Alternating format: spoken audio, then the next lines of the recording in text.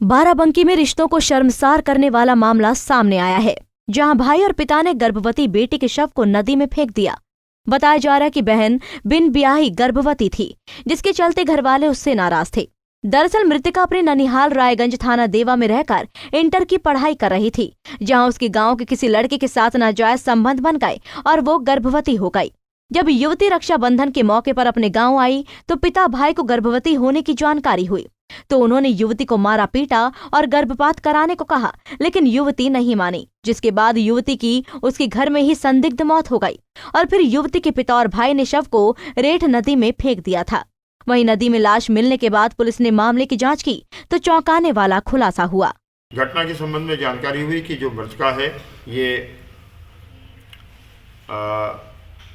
अपनी ननिहाल में रहती थी, वहाँ पढ़ाई करती थी, इंटरमीडिएट पास थी। इसका संबंध वहाँ स्थानीय किसी युवक से हो गया था, जिसके कारण वो अवैध रूप से गर्भवती हो गई। रक्षाबंधन के दौरान 3 तारीख को जब इसके पिता अपनी लड़की को अपने घर ले गए रक्षाबंधन के त्यौहार पर, तो प्रकटतः वो गर्भवती थी। जो अभियुक्त पकड़े गए हैं उनमें एक मृतका का ताऊ है और एक उसका सगा भाई है। इनसे पूछताछ पर अभी जो अपुष्ट जानकारी मिल रही है, उसके अनुसार इसको गर्भपात का दबाव डाला इनके पिता ने।